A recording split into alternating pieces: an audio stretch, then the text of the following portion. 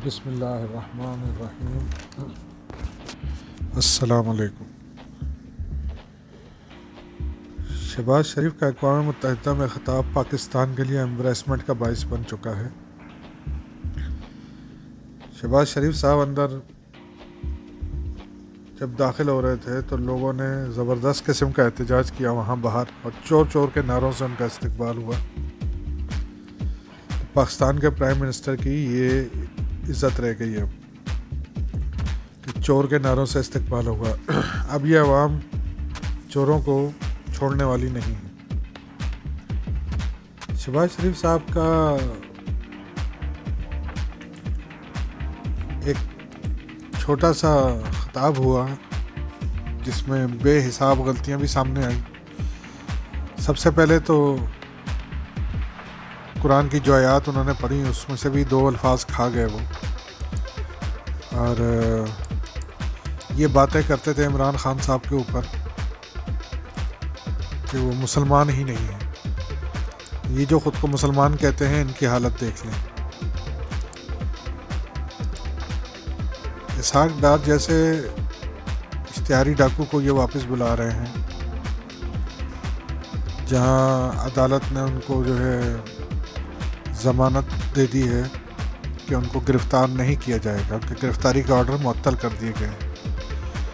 वापस आएंगे और वज़ीर ख़जाना बनेंगे, ऐसी ख़बरें आ रही हैं। पक्का नहीं है लेकिन ख़बरें ऐसी ही कुछ आ रही हैं। मेरे हिसाब से तो वो नहीं आएंगे, क्योंकि जैसे हालात बन रहे हैं अब उनका आना बनता नहीं है बिल्कुल भी। ये लोग तो वैसे ही डरपोक किस्म के लोग हैं।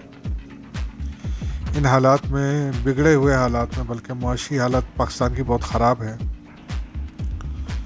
इन हालात में शहबाज शरीफ को बुलाना ऐसे ही है जैसे बिल्ले को दूध की रखवाली पे बिठा दिया जाए। क्या इसके इसहाक डार के पिछले दौर में दूध और शहद की नहरें बह रही थी जो उनको अभी बुलाया जा रहा है।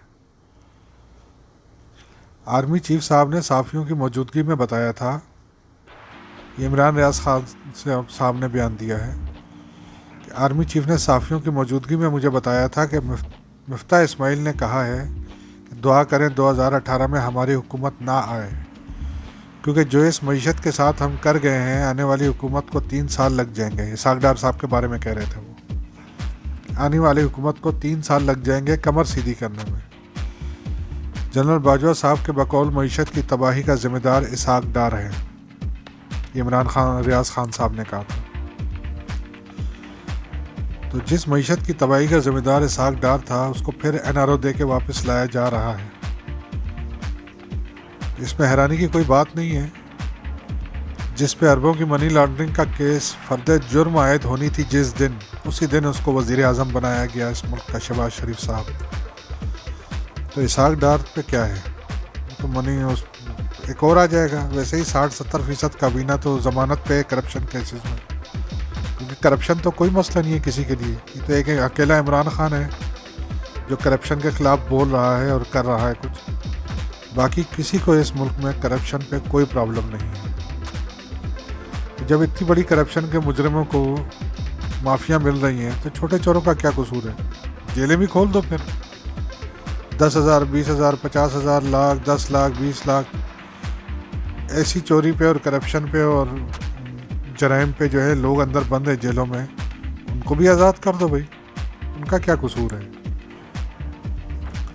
शहबाज शरीफ साहब ने जो एक इंटरव्यू दिया, मोहतरमा अमेरिकन चैनल की थी, उस इंटरव्यू के बाद पाकिस्तान का डॉलर बॉन्ड जो है वो रिकॉर्ड से तय तक गिर गया, क्योंकि सोच समझ के तो उनको बोलना आता नहीं है। तो वो इंटरव्यू, सबसे पहले तो मैं आपको वो इंटरव्यू का वो हिस्सा सुना देता हूँ, ज़रा देख लें आप भी कि शहबाज शरीफ साहब ने ऐसा क्या बोला कि जिसके बाद बॉन्ड की ये हालत हो गई। International players looking at Pakistan right now, because there's a lot of concern about the debt obligations also coming up. Yep, exactly. We are going to have debt obligations next month and month after. And are you going to be able to make that? We have requested Secretary General today. We have spoken to European leaders and other leaders to help us in Paris Club to get us moratorium relief unless we get substantial relief. How can the world expect from us to stand on our own feet? It is simply impossible, next to impossible. The world has to stand by us. And there is a yawning gap between our ask and what is available. Please, through your cameras, have this yawning gap bridged, and bridged very quickly at lightning speed. Otherwise, time and tide wait for none. Debt swaps, debt suspensions, are those A disaster in is discussions waiting for right us now? in the shape of epidemic. It's waiting for us. Please help us ये किस किस्म in का interview दे रहे हैं? avoiding this disaster. If God forbid that happens, किस किस्म के लोगों को हम All पाकिस्तान hell पे will दोबारा मुसल्लत करें? Who's helping you right now? We know that a lot. All You hell have will very break, friendly countries, all hell will especially. break. I'm telling you.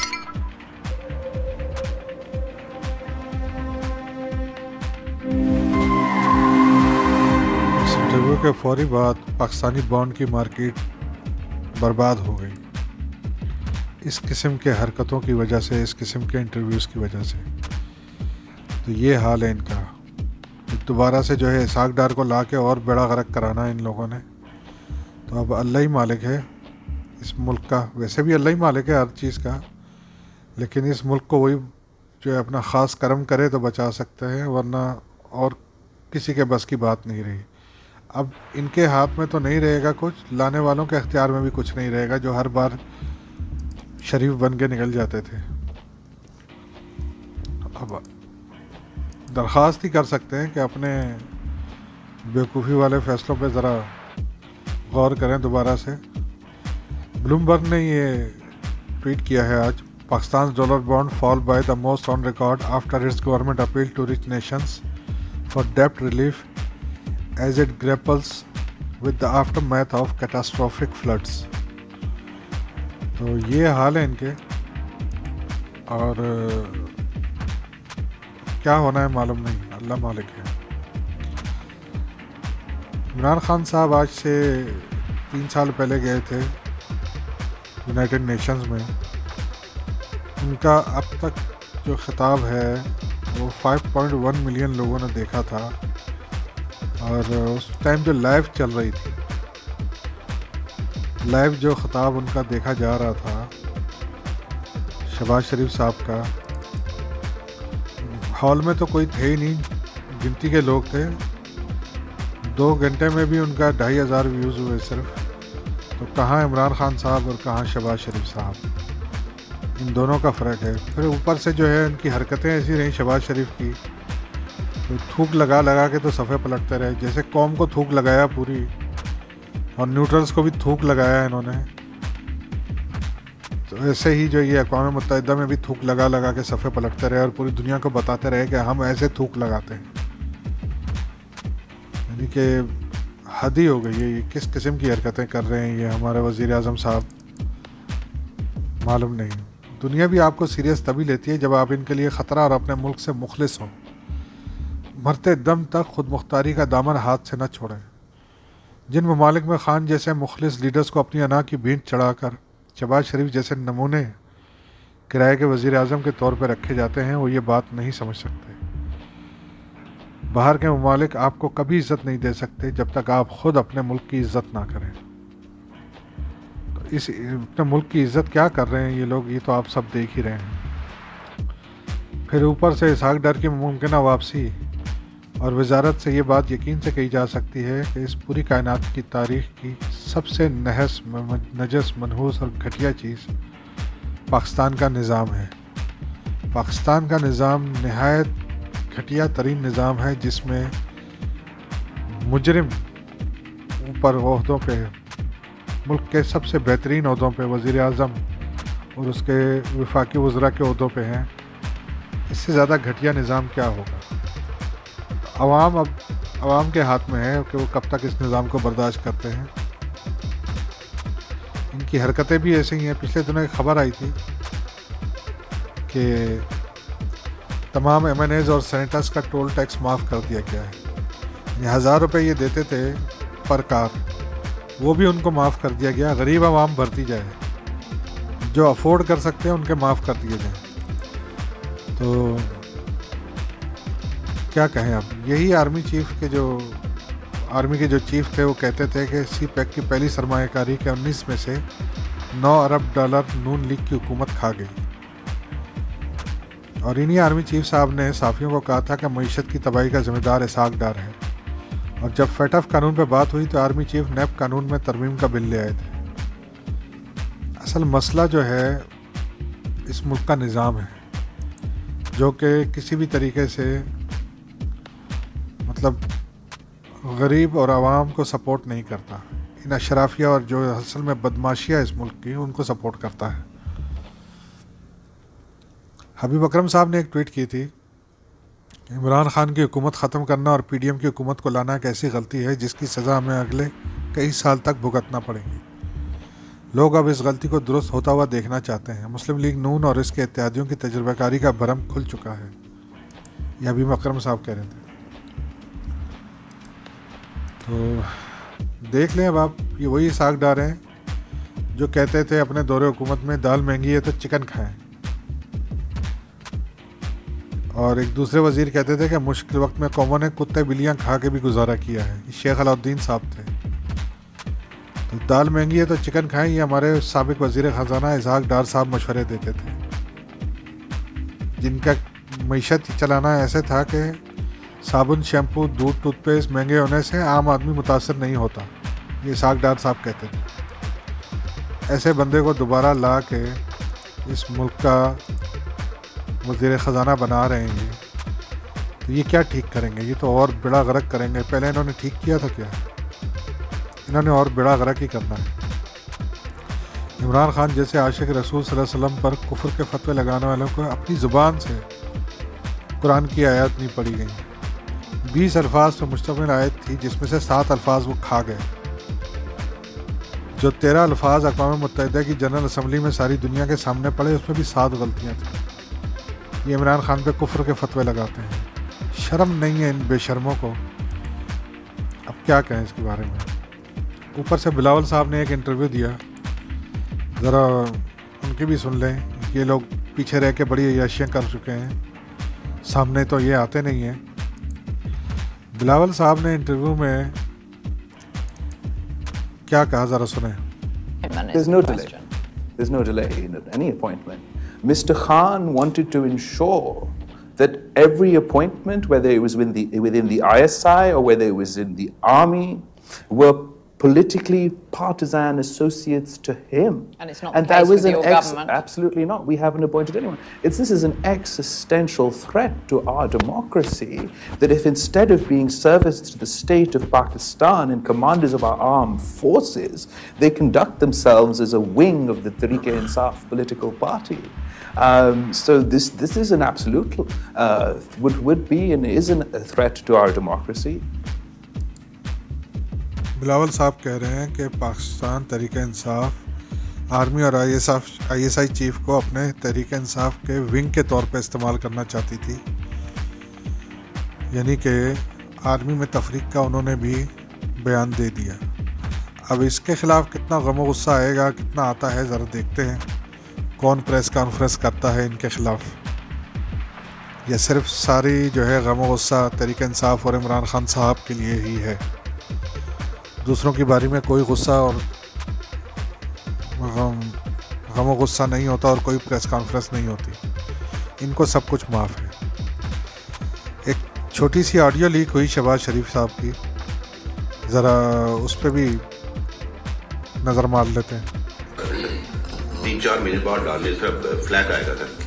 Channel उसको फिर उनको on board लेके, उसकी बीवी का वैसे भी सर्जरी हुई हुई है, तो मेरे को थोड़ा सा रेस्ट करके एक काम सर, कल मुझे मरियम साहब ने व्हाट्सएप किया था, हमारा थोड़ा सा चैट हुआ था, वो बिल्कुल नहीं करने का सर, बहुत फ्लैट आया। क्या ये जो इनके दामाद है ना सर राहील, ये कोई वो मुझे दिया क्या केस दिया, आप उसको देख लेना डॉक्टर। मेरी बात सुने ना, उसका तरीका है ना, मुझे रात बात की थी, he's her son-in-law and very dear to her and rightly so, करके लॉजिकली आप बैठ के उनको मिल के या ये मिलने के जी ये इश्यूज हैं, ये मेरे ख्याल से 2 काम होता है सर। एक उनका ग्रेड स्टेशन आधा आ गया हुआ इंडिया से प्लांट, वही है ना, ऐसा ही है सर। हाँ, तो बाकी आधा रह गया हुआ है सर। इशू ये है कि वो पहले जाएगा ECC में, फिर आएगा कैबिनेट में।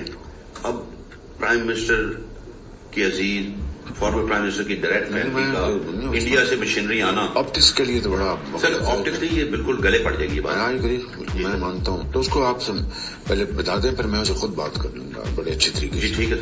वो दूसरा जो काम है ना सर, उनका मैप्को वाला जो ग्रेट स्टेशन की उन्होंने इत्तेहाद पार्क बनाया रहीगर खान में, वो हम करा रहे हैं। अच्छा। 2 काम उन्होंने बताया थे। पहला तो मैंने कहा जी मैं भी लग जाता हूँ। इत्तेहाद पार्क क्या है? कोई तो हाउसिंग सोसाइटी बना रहे होंगे सर। अच्छा। तो हाउसिंग सोसाइटी पे अपना ग्रेट स्टेशन बनाना वो पड़ेगा। एक नेशनल वे में हो जाए बस। वो तो हो जाएगा, वो तो रोज लोग कराते हैं, कोई इशू नहीं। लेकिन ये जो है ना सर, इंडिया से मशीनरी लाने बड़ा बड़ा फ्लैग आएगा। जी जी। और फिर मैं रात होता ना सर, चुपके से आ जाती, ईसीसी में ले जाना, वहाँ डिस्कस होना है इस्लाम से, फिर कैबिनेट में डिस्कस होना। उसको आप बात करें, फिर मैं जब लंदन टर्की से आऊंगा मैं खुद बुला के समझा दूंगा। मेरी राय तो ये है सर कि मुनासिब वक्त पे हम डार साहब की ड्यूटी है वो कर लेते हैं सर। वो बड़े मियां साहब से गाड़ी भी उन्होंने रिव्यू करा ली थी, वो फिर नहीं गई सर। ठीक है, फिर इस तरह कर लें। जी सर, इस तरह कर लें। ठीक। बाकी सर न्याय बात करें। हाँ सर, ये आमिर इलियास राना भी कल हमें फवाद साहब भी मिले थे। ये सब लोग कह रहे हैं सर कि बहुत तसल्ली कर लें। ये सुनिए आपने, ये अपने कुछ मशीनरी मंगवा रहे हैं भारत से, जिसके लिए ये फोर्स कर रहे थे जो मुतल्लिका हकाम हैं उनसे कि ये इसको अप्रूव किया जाए। शरीफ ख़ानदान ने हमेशा ही अपने कारोबारी मफादात को रियासती मफादात से बालातर रखा है। पाकिस्तान की कभी भी इन्होंने जो है पाकिस्तान को वैल्यू नहीं दी, हमेशा अपने कारोबारी मफादात को वैल्यू दी है। पाकिस्तान के हुक्मरान होते हुए भारत से कारोबारी ताल्लुकात रखने वाले ख़ानदान पर क्या एतबार करेगा कोई।